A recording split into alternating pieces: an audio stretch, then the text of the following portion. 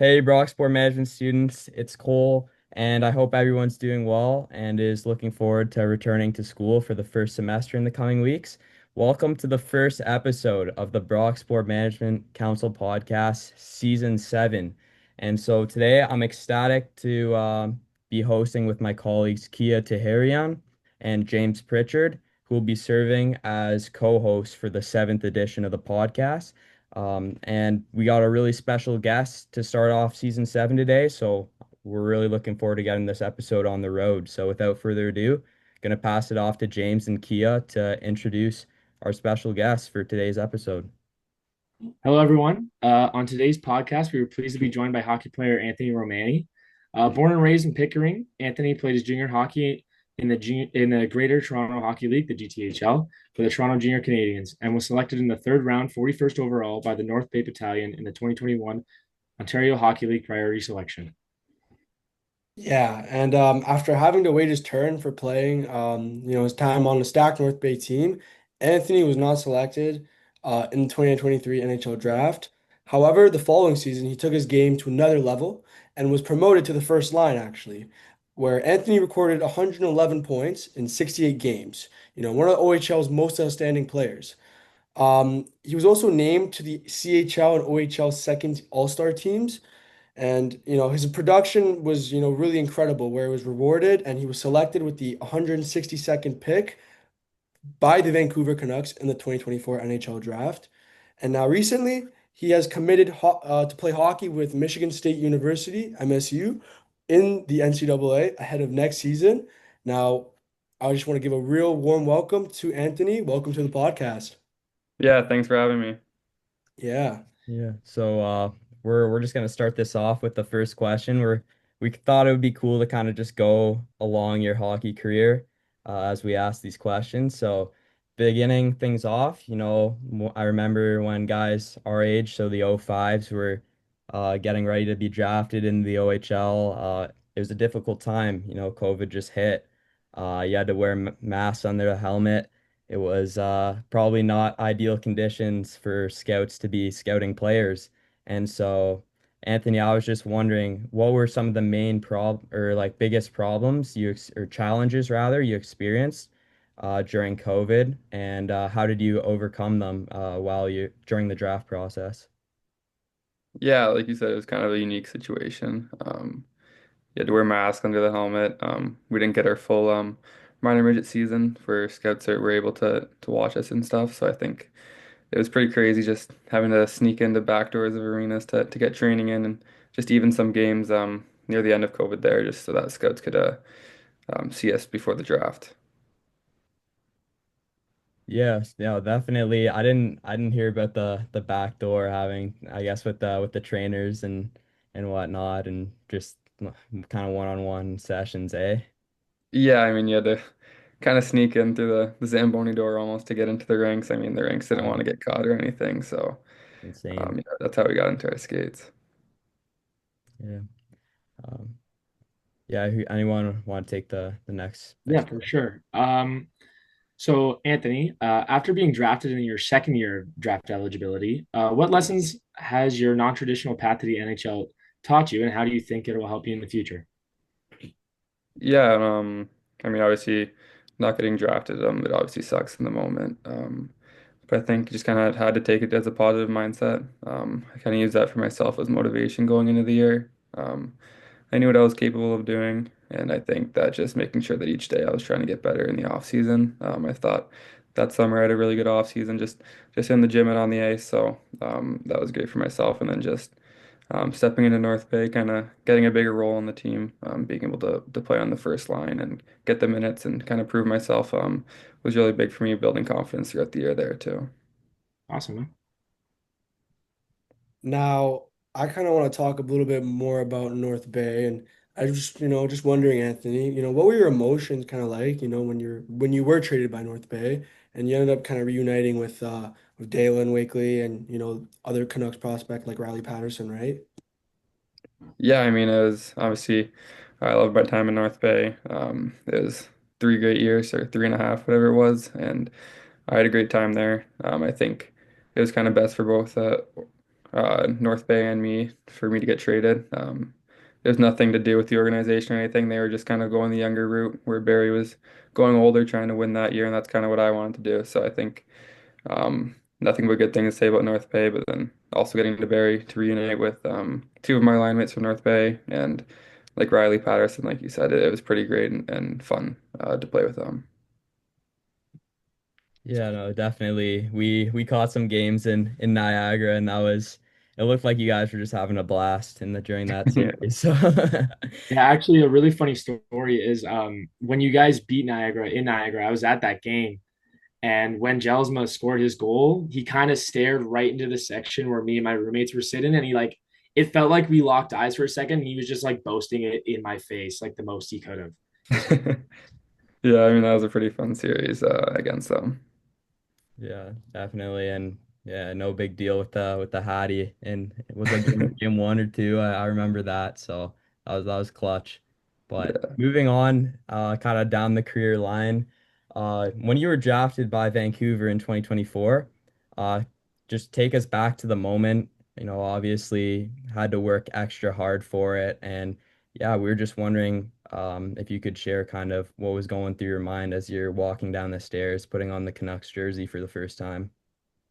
Yeah, I mean it's a pretty it was a pretty surreal moment. I mean it was in a pretty cool spot too in Vegas. So I was there for the week. It was pretty cool there, and then going to the Sphere, seeing all the stuff they had going on with the screen and stuff was pretty awesome. And then I think just finally hearing my name get picked, you kind of black out. I don't remember too much, but just relief and it was just really nice to see all the hard work kind of pay off and kind of one step in the right direction to my goal of playing in the NHL. Yeah, no, it's that was kind of a crazy draft for our high school because like Romani and I we went to high school together. So and obviously Beckett getting drafted as Yeah, well there. So no, it's repping the school well, and that was yeah. super exciting for everyone to watch. So congrats once again, and yeah. So, Anthony, leading into that season, you had a 111 point season and you led the league in goals with 58. What do you feel clicked for you offensively that year? Um, I think there was a lot of things that went well that year. I mean, obviously it's you got to be a little lucky to have a year like that too without getting injured or anything during the regular season. So I thought that, I mean, I was playing with a bunch of great players on my team, especially my two line mates, Wakely and Mancine. So, I mean, we were aligned pretty much the whole year, and I thought we had great chemistry. I mean, I played with them for 2 years before, so I think we knew going into the year that we could have a good year playing together, especially with a lot of the older guys leaving and us having big roles to step up into. So I thought that, I mean, kind of everything clicked well. I mean, I had really good teammates and line mates to go with it. Nice. For sure. And you know, between when you were playing with North Bay, Anthony, and kind of like with that new rule change, kind of with the NCAA, where you're able to kind of transfer, from the CHL to the NCAA, what kind of came in, when you were weighing your options between, kind of staying in major junior or going to the NCAA or like maybe even other paths, like maybe going to Europe or something. Yeah, I mean, when that whole change kind of happened, it was pretty cool. Just kind of being able to talk to all the schools, reaching out and stuff. And right around that time, I actually got injured. Broke my collarbone, so I was out for 3 months then. So I was actually able to visit some of the schools, and I visited Michigan State, and I think it was just really eye-opening to kind of see all the facilities and resources they have here. I thought it was a great kind of path for myself to develop into an NHL player. I think playing against older competition, less games on a schedule, so you can be in the weight room more and just kind of be ready for the NHL as soon as possible. For sure. Makes sense. Yeah, and so kind of following up on that last question, I think a lot of guys in our program are kind of interested in like from your perspective, how do you think that this rule change is going to kind of shape the or like shift the development path for future young hockey players or Canadian hockey players specifically? Yeah, I think it's a great change. I think it's kind of a rule that always kind of should have been in place. Gives you lots of options. I mean, you're able to go to the OHL or the CHL wherever you want and play in a great league when you're younger. However long it takes you, 3, 4, 5 years, and then having the chance to go to school and get a good education as well as playing great hockey and developing well. I think it's a great addition for everyone. I think it's going to benefit the OHL, the NCAA, and most importantly the players.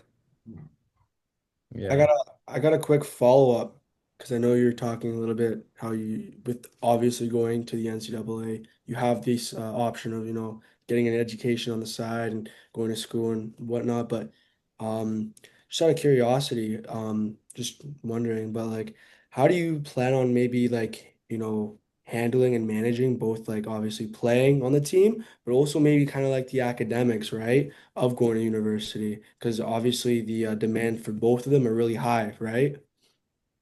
Yeah, I mean, it's definitely gonna be a bit of adjustment. Haven't taken school in a year or two, so getting back into it might be little bit of an adjustment. But I mean, I think going to UCC with Jonesy there, it kind of prepares you for the workload, and I think just being able to do your stuff at the rink, be done, and then be able to go to class, 1 or 2 classes. I mean, it's good good for myself, keeps me busy, and I mean, it's getting an education, so Yeah, there's not much more you can ask for. for real. Yeah. Took the words out of my mouth there with with UC. Yeah, UCC is it's definitely gonna come in handy there. And can guarantee that. But yeah, All right. James, you got the next one, bro. Yeah, for sure. Anthony, I'm kind of interested in wondering before the rule change, when you were first getting introduced to CHL and the next level after minor hockey, did you ever contemplate going to the NCAA over the OHL, or was it OHL for you all the way? Yeah, I was thinking about NCAA for a while there. I mean, it's kind of a thing that my agent always kind of talked about. I remember even I think it was my Bantam year. We went to Notre Dame, played a tournament there, and got to see all the stuff there. Then we also went to a Michigan game and saw their stuff. So I think it was pretty cool to see. And I mean, it was always something that I was looking at. Nice. Yeah, I guess feeding into the next question, it sounds like it's been an interest for you for quite some time, even back to when you started in the OHL.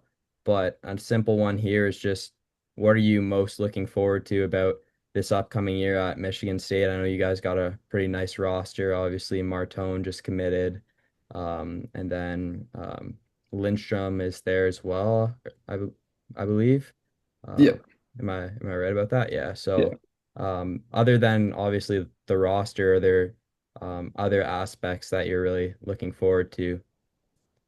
Yeah, I mean, I'm super excited to be here. I mean, like you said, we're getting a lot of great players coming in this year. I think we're gonna have a really good team and try to make a push for a national championship. I mean, that's the goal going into the year. So pretty excited about that. But then also just all the training that they have to do here. I mean, the facilities that we have here and the resources we could use with the trainers, the coaches, just the gym and all the other little things that come with it. It's pretty cool, and I think it's gonna help me kind of develop into a pro, and I'm super excited for that. For Yeah, sure. definitely. I've heard the the resources and the gyms there in the locker rooms. They just do it different in the States, honestly, in the NCAA. So Yeah. Would you say that's like one of the biggest differences between like maybe like playing like in the O and the NCAA? Like maybe just those facilities are just like, that much better where it's gonna do like the gap's gonna really open up. Like there's a huge gap between the two maybe when it comes to those kind of extra things. Yeah, I think definitely the facilities helps a lot. And we have resources like saunas, steam rooms, cold tubs, hot tubs, like all that at a room whenever we want. So I think that's pretty cool. But I think also the aspect that helps a lot is I think in the NCAA you only play around 30 regular season games, and then if you make it to the national championship, you play around another 8 to 10. So it's only like a 42 game season where the OHL is 68 regular season plus playoffs. So there's not much time in there to kind of work out and get it's more game focused. Where I think here you kind of have the weekend games, you play Friday, Saturday, so you have the rest of the week to kind of to work out and get stronger. Yeah, yeah, for sure. That's and then I think we got maybe one more, must ask question. And we're asking this one. It's a little bit of a challenging one, but just kind of boss man wants some academics in here too. But how do you personally approach building connections and managing your career away from the rink as you're in the middle of a busy season? Yeah, I mean, I think just kind of making sure I stay on top of my academics. I mean, it's always something important. I mean, going to class, making sure I'm getting good grades and stuff like that. I mean, meeting people along the way is important too. I think you can create a lot of friends and connections. It always helps down the road. So I think just being sure I'm friendly with everyone and making sure I get my work done. Nice stuff, man. Yeah, that's I actually have one more really, really quick question. Anthony, you're part of like the first kind of group to move from the OHL and CHL to the NCAA. Just how cool is it to be that group to move on to that next stage? Yeah, I mean, it's pretty cool. So it's a really cool option that I got lucky enough to happen right at the end of my OHL career is to make me be able to do that. So I'm pretty pumped to do it, and I'm sure well, you'll see a lot of people in the future do it as well. Mhm. You think that's gonna like revolutionize kind of like prospects and development and like the path like where it's gonna be like everyone's gonna be wanting to go to the NCAA now, not like the OHL or the dub or whatever. Yeah, I think that definitely there's gonna be a lot of teams that are gonna, especially if you're drafted, they'll probably want you to go to the CHL, OHL, and all those routes, and then probably after a few years go to the NCAA before making the jump to pro. Absolutely. And I had one last one. Sorry, buddy, that popped into my head as I was going through them. But obviously, Abbotsford coming off a Calder Cup win. So I was just wondering. I guess that's kind of nice to have in your back pocket as well, and something to look forward to, kind of far in the future, kind of transitioning into a pretty winning culture over there, right? Is that? Yeah, I mean it's pretty cool that they won this year. I mean they had a really good team, and I think they're really well coached. I mean, it just kind of proves that their development there is really good. So I think it's exciting for a future option for myself. Yeah, 100%. Yeah, that's that makes me happy to hear too because we kind of got a my buddy is connected to one of their coaches, so oh, That's he was pretty pumped to see them win it. So yeah, that's awesome. yeah. And yeah, kind of to Kia, if you want to take over now. I know he was pretty excited for this segment, and it's something we want to try and incorporate into our future episodes. So Yeah. more of a fun thing here. All right, yeah, I'll kind of take it away over here. But Anthony, I want to welcome you to Rapid Fire with SPMA Council. I'm just gonna ask you a couple questions, kind of related, obviously, to hockey, right? A couple rapid fire questions we're gonna answer real quick, real fast, first thing that maybe comes to your head. But yeah, pretty simple, pretty basic, just kind of something to kind of shake things up, spice things up, make things kind of fun, right? But yeah, I'll kind of get started off, but I guess maybe first question. What's the first stick, first hockey stick you ever used? I think it was probably the Reebok like Sidney Crosby stick. Okay, yeah. That those are OG. Those Yeah. I remember I always wanted one of those when I was a kid, but moving on, I guess favorite OHL barn to kind of play in? Um, I'm not gonna say North Bay because that's definitely my favorite, but that's biased because I got the home crowd there. But I'd say Oshawa was always fun to play in, especially kind of being near my home there. So I had a lot of people in the crowd always. Absolutely. And then maybe a player you model yourself around?